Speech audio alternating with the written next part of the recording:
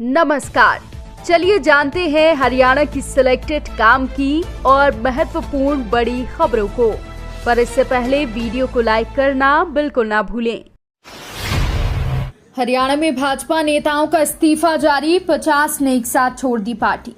हरियाणा विधानसभा चुनाव के लिए भाजपा प्रत्याशियों की पहली लिस्ट आ चुकी है। पहली लिस्ट आने के बाद से ही कई नेताओं ने बगावती तेवर अपना लिए हैं। इस दौरान कई नेताओं ने इस्तीफा भी दे दिया है। गुरुवार को भाजपा व्यापार प्रकोष्ठ के प्रदेश संयोजक नवीन गोयल ने 50 से ज्यादा पार्टी पदाधिकारियों के साथ प्राथमिक सदस्यता से इस्तीफा दे दिया है। गोयल गुरुग्राम विधानसभा सीट से भाजपा के टिकट की मांग कर रहे थे। हरियाणा विधानसभा चुनाव के लिए भाजपा की पहली लिस्ट आने के बाद से ही इस्तीफों का दौर शुरू हो गया है। विधानसभा चुनाव के लिए नामांकन शुरू, उम्मीदवार के साथ 4 लोगों को आने की अनुमति। हरियाणा विधानसभा चुनाव के लिए अधिसूचना जारी होने के साथ नामांकन शुरू हो गए हैं। नामांकन पत्र 12 सितंबर तक भरे जा सकेंगे।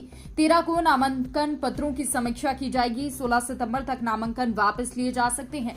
राज्य में मतदान 5 अक्टूबर और वोटों की गिनती 8 अक्टूबर को होगी। मुख्य निर्वाचन अधिकारी पंकज अग्रवाल ने बताया कि नामांकन के दौरान उम्मीदवारों को रिटर्निंग अधिकारी, सहायक रिटर्निंग अधिकारी के कार्यालय में अधिकतम 4 लोगों को लाने की अनुमति होगी। साथ ही आरओ एआरओ कार्यालय की 100 मीटर की परिधि में अधिकतम 3 वाहन लाए जा सकते हैं। सीएम नायब सैनी ने ज्योतिसर तीर्थ पर टेका माथा, वट वृक्ष पर मन्नत का धागा बांधा। हरियाणा के मुख्यमंत्री नायब सैनी ने अपने चुनाव प्रचार की शुरुआत गीता स्थली ज्योतिसर तीर्थ पर माथा टेक कर की। मुख्यमंत्री ने यहां ऐतिहासिक वट वृक्ष पर मन्नत का धागा बांधा और पूजा अर्चना की। इससे उनकी चुनावी यात्रा की शुरुआत की। मुख्यमंत्री ने इस अवसर पर कहा कि प्रदेश में भाजपा की सरकार तीसरी बार पूर्ण बहुमत के साथ बनेगी। उन्होंने कांग्रेस पर तंज कसते हुए कहा कि उनके पास जनता को आकर्षित करने का कोई ठोस मुद्दा नहीं है। 38 सीटों पर फैसले में फंस गई कांग्रेस, आंतरिक कलह और आपसी सुलह ने बढ़ाया पेच। हरियाणा विधानसभा चुनाव के लिए भाजपा ने 67 उम्मीदवारों की सूची जारी कर दी है, लेकिन अब तक कांग्रेस की सूची नहीं आई है। कांग्रेस में लगातार 2 दिन सोमवार और मंगलवार को चुनाव समिति की मीटिंग थी। खबर है कि इस मीटिंग में करीब 66 सीटों पर चर्चा हुई।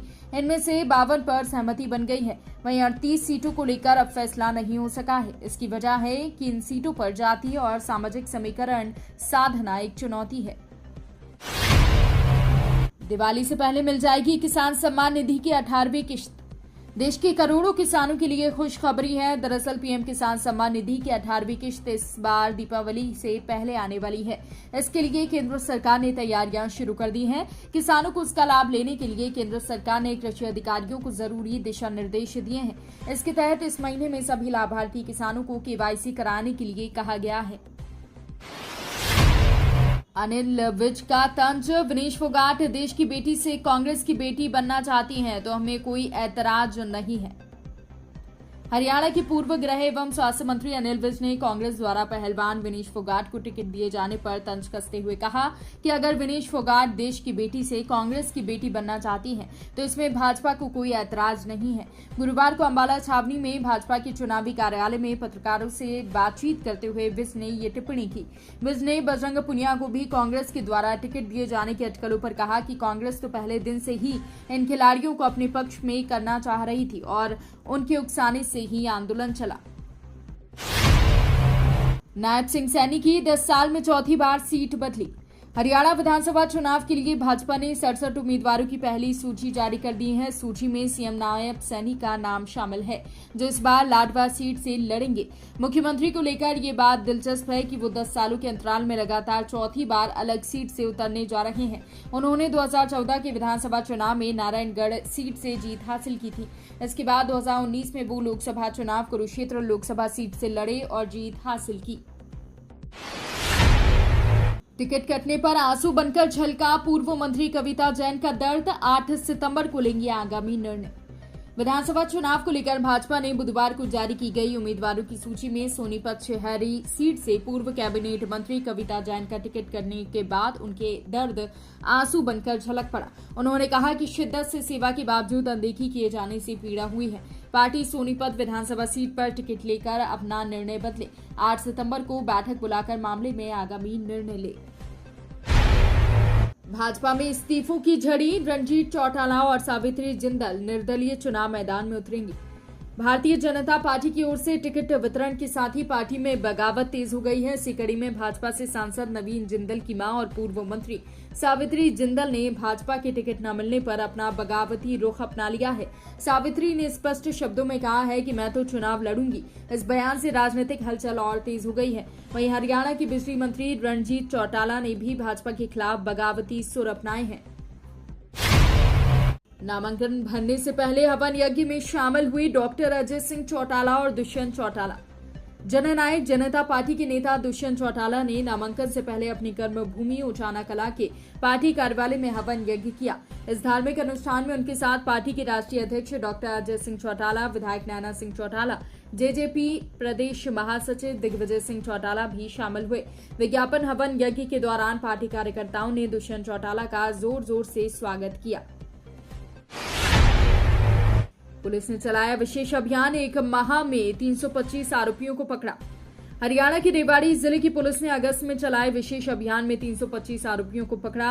अवैध शराब बेचने, सट्टा खाई वाली, जुआ खेलने, अवैध हथियार रखने और नशीले पदार्थ की तस्करी करने वालों को गिरफ्तार किया गया।